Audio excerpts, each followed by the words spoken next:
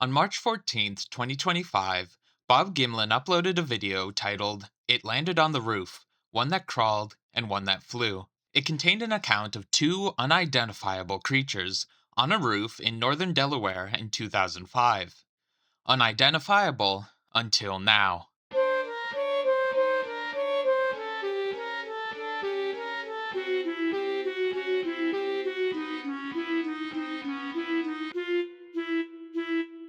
Yes, I know what was on that roof. One of these cryptids is honestly quite mundane, and the other is mind boggling. I'm not the one who originally made the identification, however.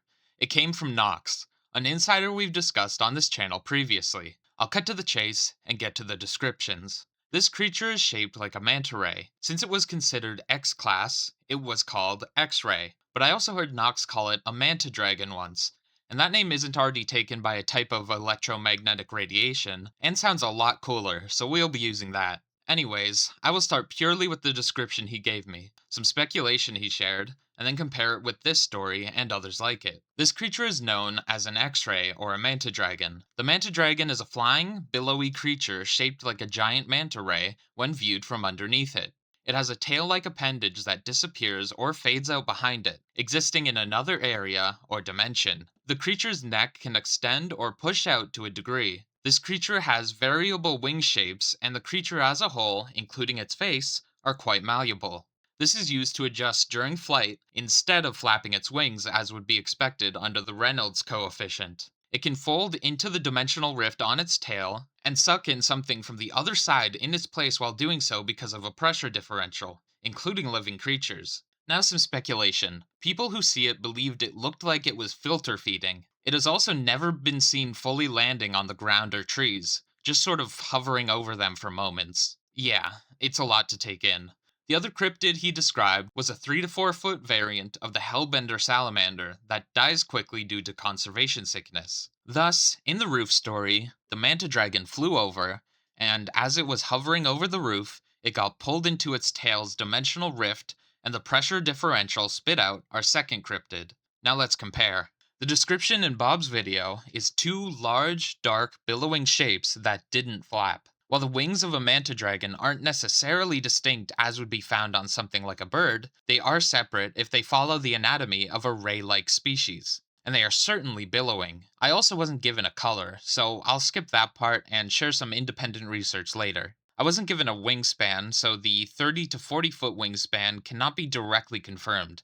However, the manta dragon is described as giant, so that definitely matches. The wings were described as bent like two umbrellas, two parachutes, or two bags or sheets of canvas caught in an updraft. For a puffy, billowy, malleable creature that changes its shape to help it glide or fly, that does make sense. The witness couldn't see a beak or head or talons, and of course the manta dragon also has none of those, depending on your definition of a head. Now for the part about the creature landing. A manta dragon has never been seen landing, only coming down to hover above the ground or treetops. The witness lost sight of it since it did this on the other side of the roof opposite of the witness, so it possibly did just hover. Too unknown to verify either way. At this point, it was gone, and they saw the second creature. Now this is the first difference. The witness heard claws scratching on the roof tiles, while hellbenders don't have claws. The sighting described the sound of claws, not seeing them, so there isn't really confirmation on that. Also, an interdimensional convergent evolution 6-foot-long variant may have a few differences from our version. However, it is important information to note. Next, it is described as a wobbling rod or wobbling log with legs, and like a long fat-bodied lizard. This actually matches Hellbenders to a T. They also said it didn't move particularly fast, which also matches Hellbenders. He said they are low to the ground, which would be an understatement for the Hellbender salamander. He said it had elbows, very general, but also a match. He said it was too fat for it to be as short as it was.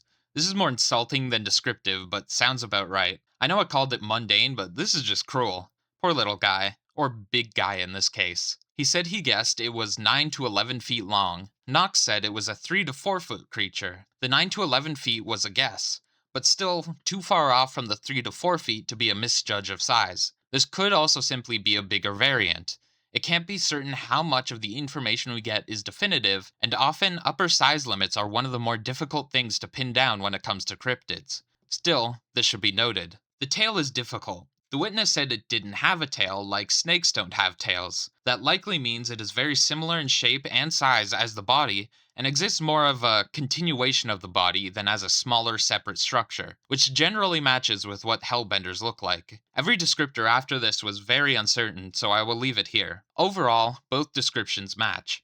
The claws and lizard length are discrepancies, but like I said, cryptids, and lesser documented animals for that matter, are hard to get maximums and minimums on, and a scratching sound is not the same as seeing claws. So I would need more confirmation to actually use this, but maybe I'm just biased. So let me know what you think of these discrepancies in the comments. As for my own research, other flying ray reports I found describe it as gray or black, so this matches the black color described if those are also manta dragons. As for the wingspan, the only other flying ray wingspan I could find was 14 feet, but that's from a sighting on Google, not Knox. There could also be variable sizes and ages, so we need to account for that too. I know the interdimensional tale is hard to swallow, and honestly, maybe more so hard to comprehend, but Knox has been consistently right, including the fact that it matches this report and explains the double cryptids. I also found at least 6 flying ray stories going back over 20 years. Based on previous credibility and the perfect match to this story, I am going to say the manta dragon is real.